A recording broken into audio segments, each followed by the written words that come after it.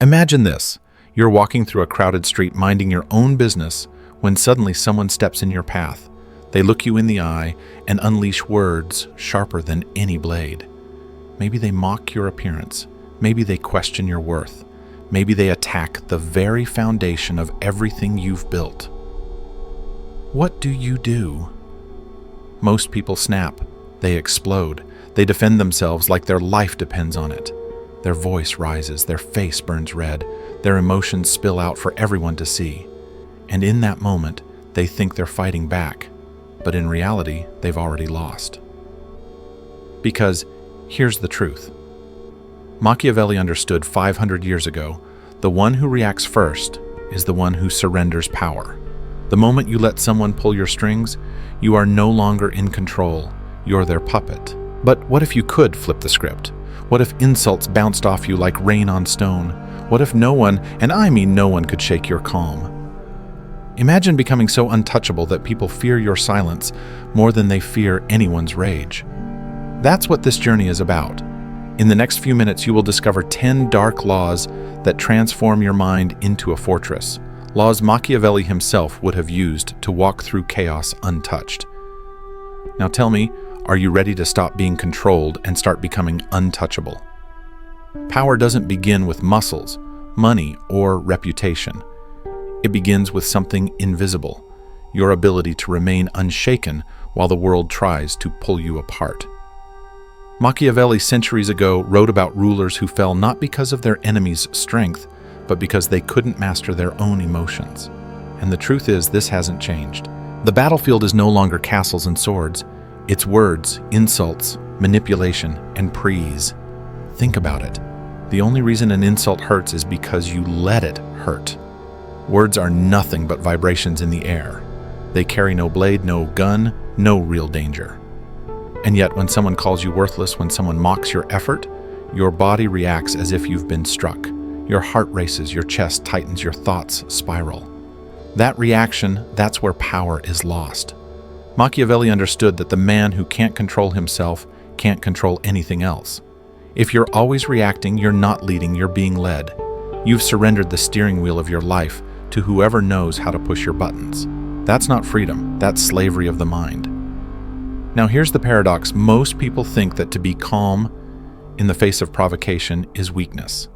They believe silence means submission. But in reality, indifference is the highest form of dominance. Because when you refuse to react, you are showing the ultimate truth. You don't have the power to move me. And nothing terrifies manipulators more than realizing their tricks don't work. Imagine two kings. One sits on a throne but shouts back at every heckler in the crowd. The other remains silent, his face unshaken, while enemies throw words at him like stones. Which one feels more powerful? Which one commands more respect? Always the one who doesn't break. Because calmness is rare. Calmness is strength disguised as stillness.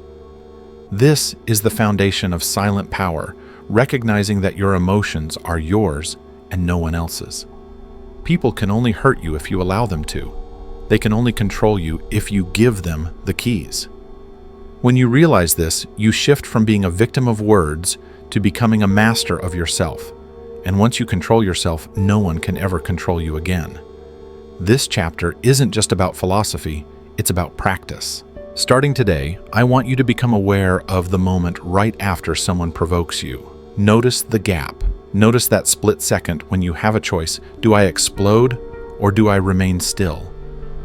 That gap is your throne. That gap is where your sovereignty lies. Train yourself to sit in it. And understand this power begins where reactions end.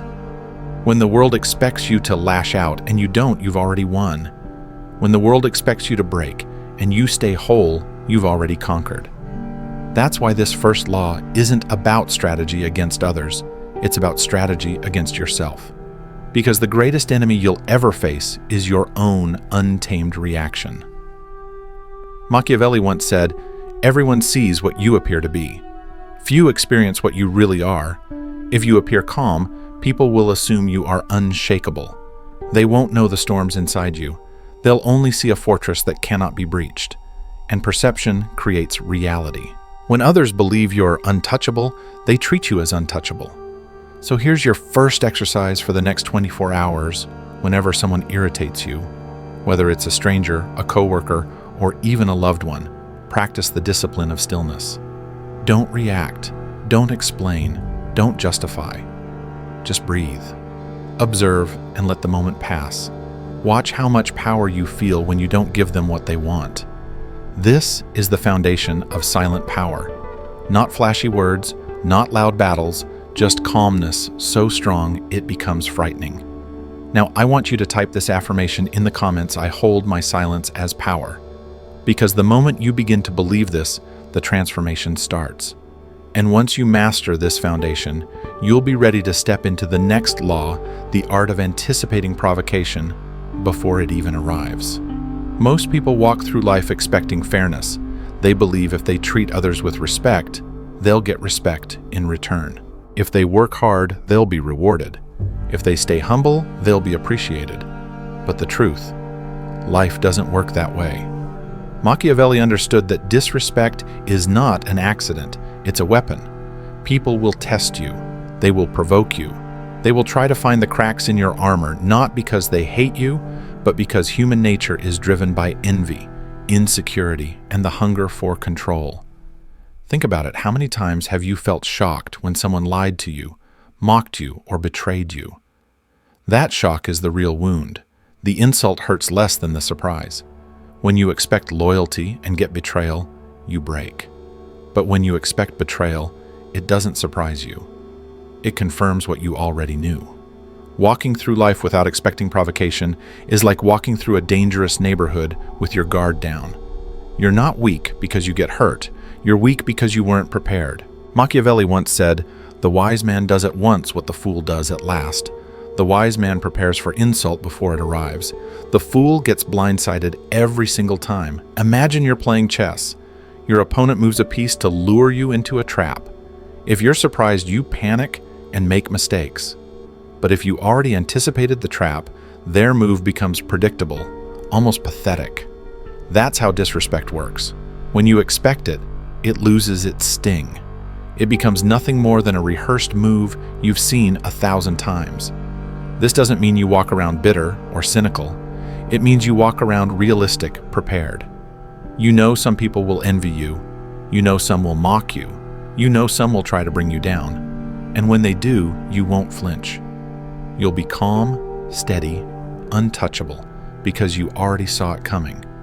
From today forward, assume disrespect is coming. Assume someone will try to poke at your pride. And when it happens, don't give them the satisfaction of seeing you rattled. Instead, let your preparation make you unshakable. Their insults will land like arrows against stone.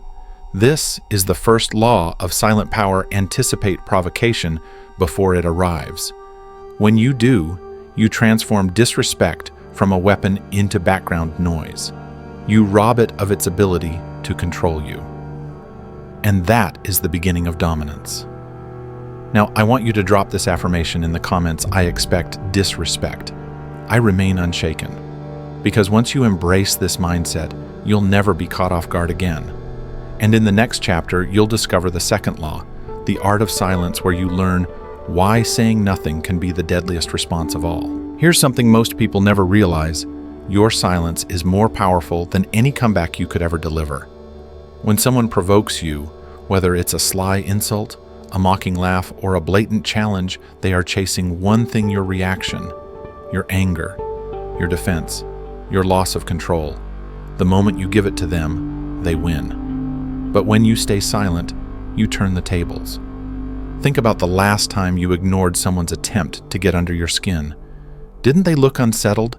Didn't they push harder, almost desperate, as if trying to break through a wall they couldn't climb? That's the hidden power of silence. It creates uncertainty.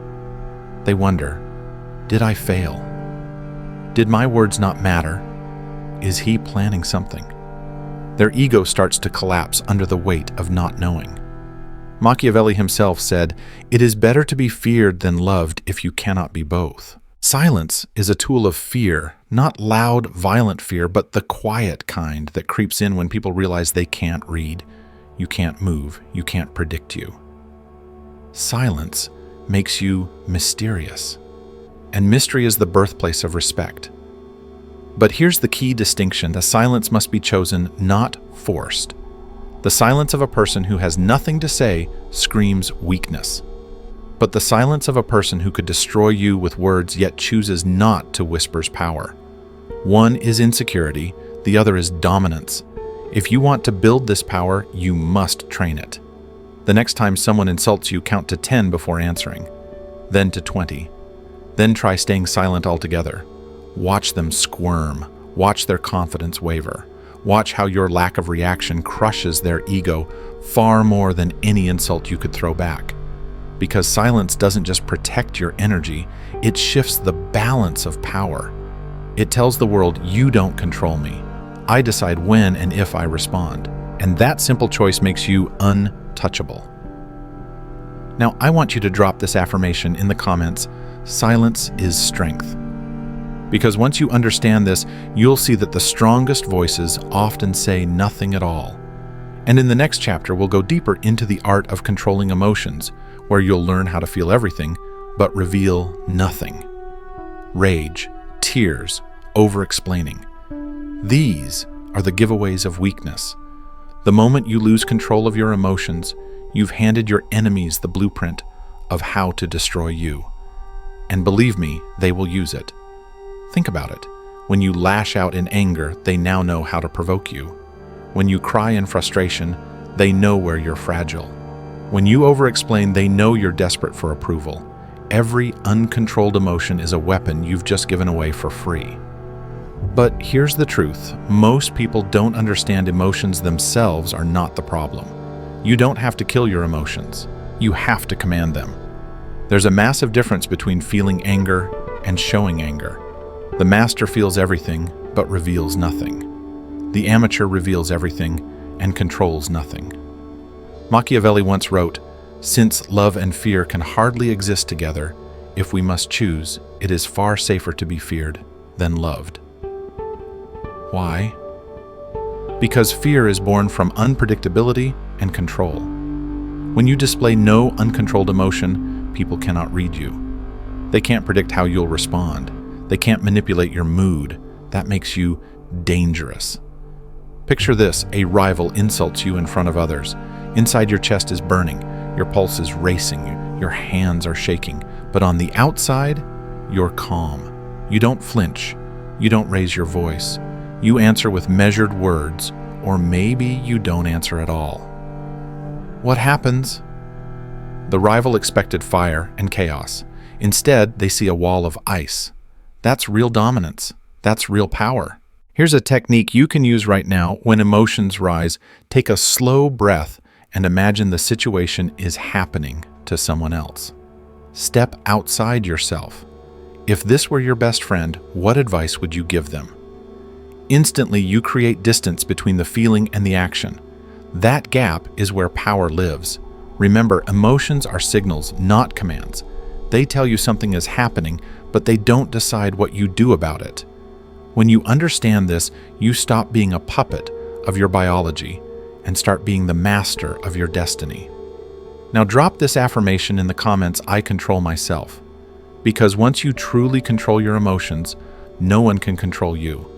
And in the next chapter, you'll learn how to control the frame of every interaction, so you never defend, never justify, and always dictate the game on your terms. Here's one of the biggest mistakes that destroys people's power: they defend themselves too much. The moment someone questions their worth, criticizes their choices, or mocks their abilities, they rush to justify themselves. They explain, they argue, they beg to be understood, and in doing so, they fall straight into the trap. Why? Because defending yourself means you've already accepted their frame. You've agreed that their opinion matters enough to warrant your energy. You've put yourself on trial while they sit as judge. That's not power, that's surrender. Machiavelli understood this perfectly. He wrote, "Everyone sees what you appear to be.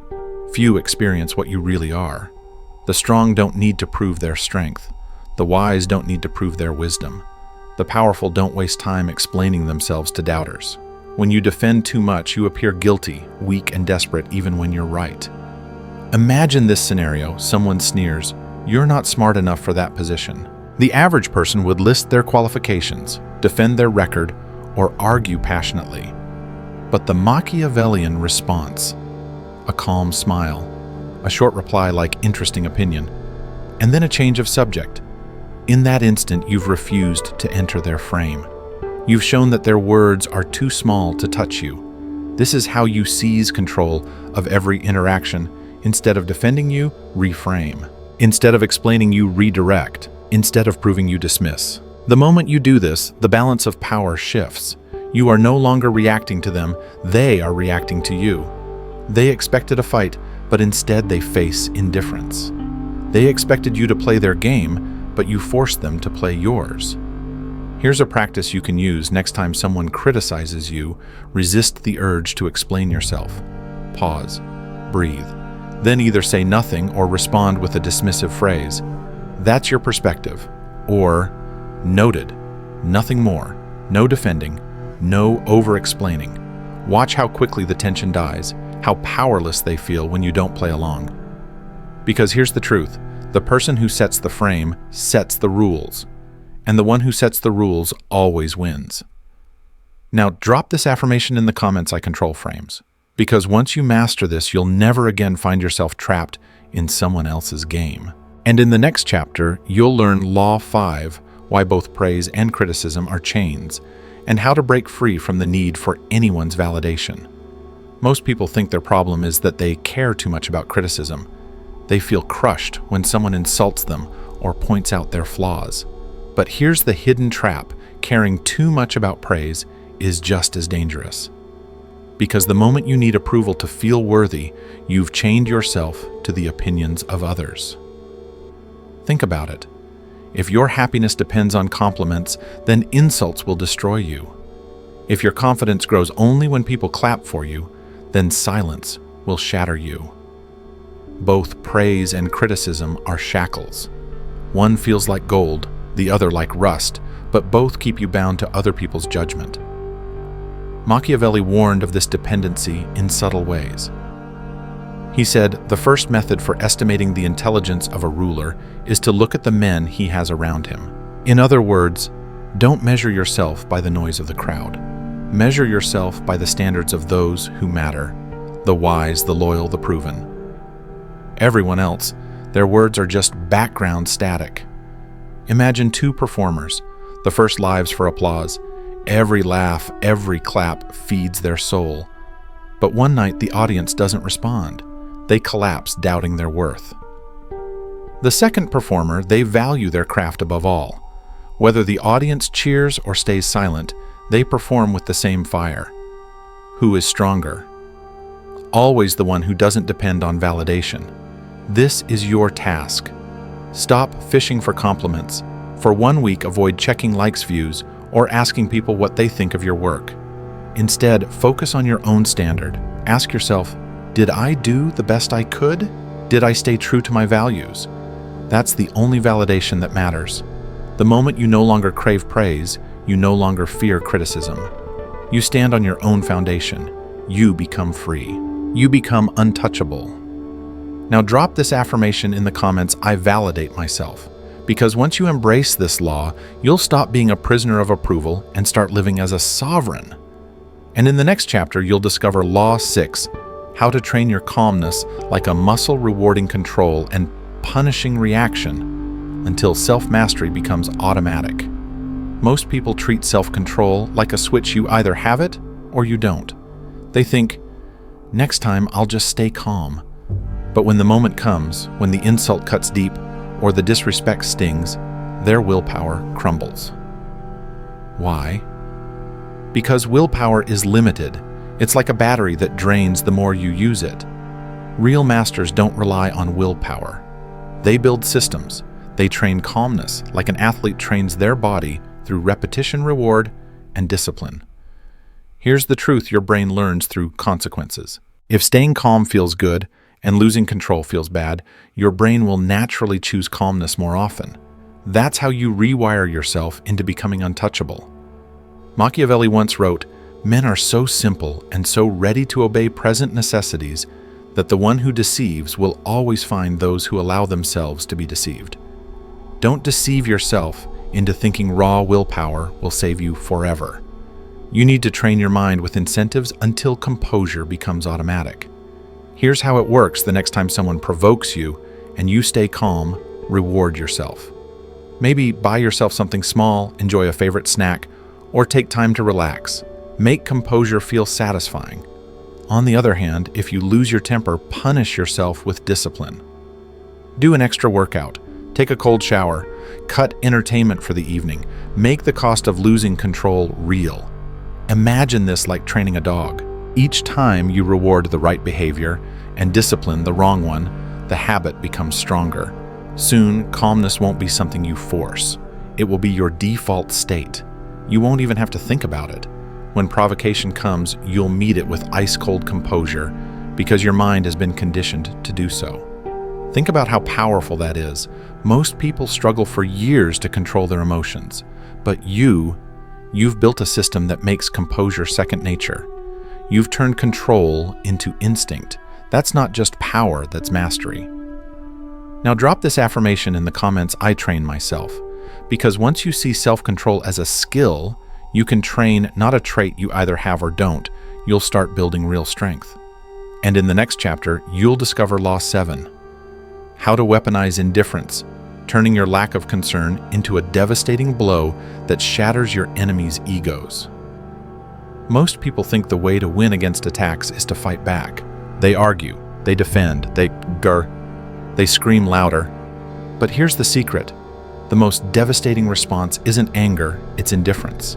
Nothing frustrates your enemies more than realizing they don't matter to you. Think about it. When someone insults you, they want your energy. They want proof that they've struck a nerve. If you lash out, you've given them what they crave, control. But when you shrug, when you smile, when you carry on as if their words are dust in the wind, you've taken away their power. You've shown them they're irrelevant. And irrelevance hurts more than anger ever could. Machiavelli hinted at this in his writings. The lion cannot protect himself from traps, and the fox cannot defend himself from wolves. One must therefore be a fox to recognize traps and a lion to frighten wolves. Indifference is the fox's cunning. By refusing to react, you step around the trap completely. You make their attempts look childish, ineffective, powerless. Imagine a bully mocking someone in public.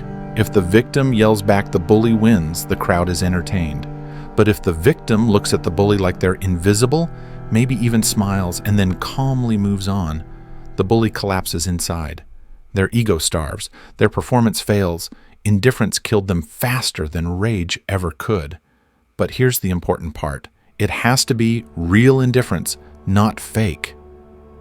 Fake indifference looks forced. It's when you're pretending not to care, but your eyes give away the anger boiling inside. Real indifference comes from focusing on what actually matters, your goals, your growth, your mission.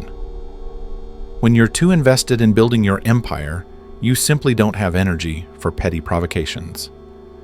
Here's your practice the next time someone throws a jab at you. Don't respond right away. Ask yourself, does this person's opinion move me closer to my goals? If the answer is no, ignore it. Walk away. Smile. Let them drown in their own irrelevance. Because indifference isn't weakness, it's a weapon. It breaks egos. It creates mystery. It shows the world that nothing outside of you can touch your core. Now drop this affirmation in the comments, I don't care about their games. Because once you master indifference, you'll stop feeding your enemies with reactions and start starving them into silence.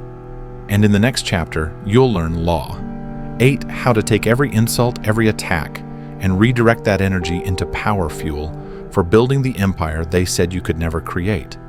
Every insult, every attack, every word of doubt, it all carries energy. Most people waste that energy. They get angry, argue for hours, replay the insult in their heads, and let it poison their day. But here's the Machiavellian secret: energy is neutral. You decide whether it weakens you or strengthens you. Masters don't waste insults, they recycle them into fuel. Think about it. When someone tells you you'll never make it, the average person sulks or lashes out. But the strong use that sting as gasoline for their fire. They wake up earlier, work harder, sharpen their skills until success itself becomes their revenge. Machiavelli once said, "I am not interested in preserving the status quo. I want to overthrow it." That's exactly how you should treat insults. Don't defend yourself. Don't preserve the moment. Overthrow it. Turn the negativity into momentum so powerful that their words become irrelevant. Picture an athlete told by critics they're too slow, too weak, too unskilled. Instead of breaking, they train until the crowd that once mocked them is forced to cheer. Or a student told they're not smart enough who studies relentlessly until they stand at the top of their class. The insult becomes the spark that lights the empire. Here's how you do it. When someone attacks you, write it down. Don't dwell on the pain. Use it as a to-do list. Turn your lazy into extra hours at the gym. Turn "you're not smart enough" into time spent learning.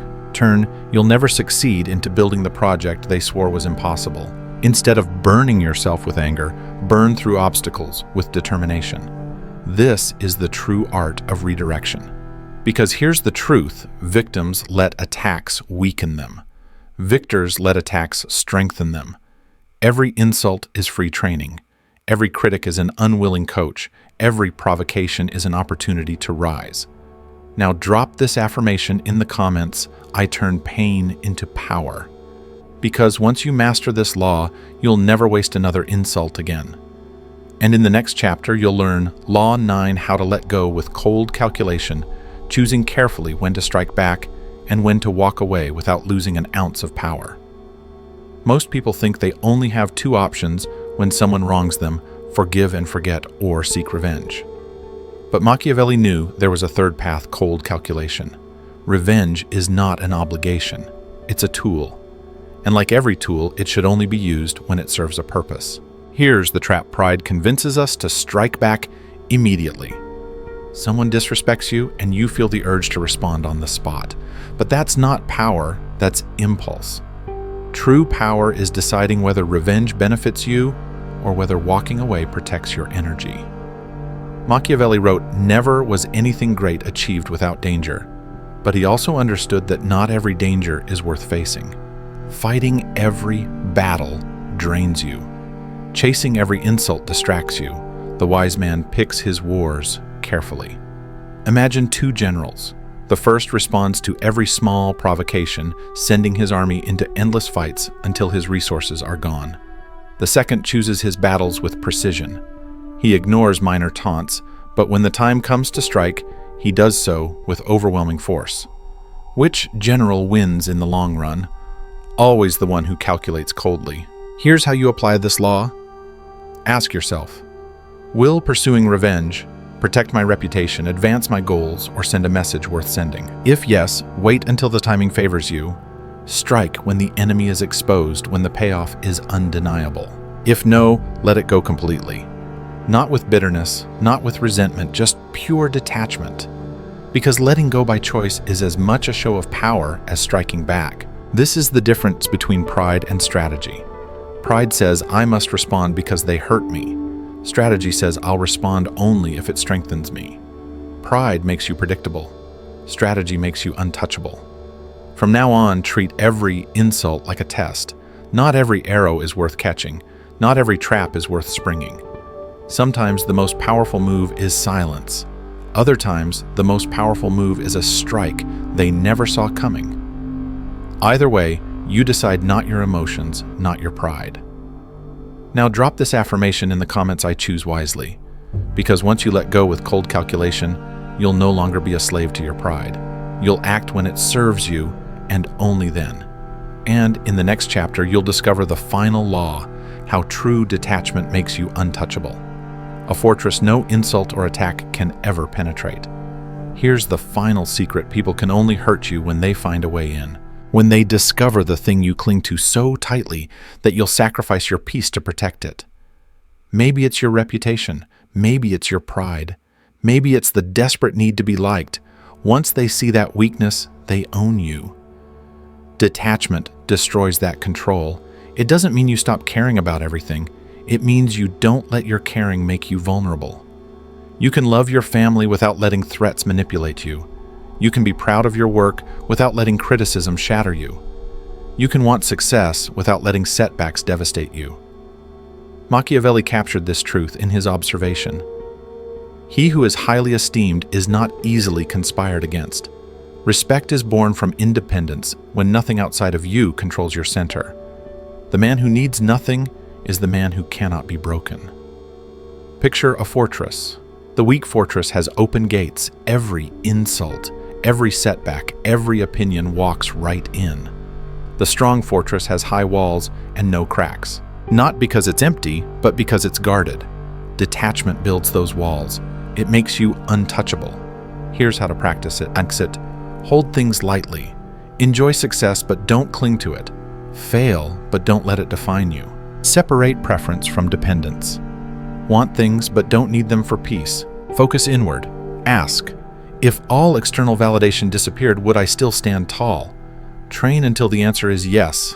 Because when nothing outside controls your inner world, no one can manipulate you. You become dangerous in the best way, not because you harm others, but because others can't harm you. Now drop this affirmation in the comments. I am cold, calm, untouchable. This is the crown of silent power, not given by others, not taken by enemies, worn only by those who master themselves.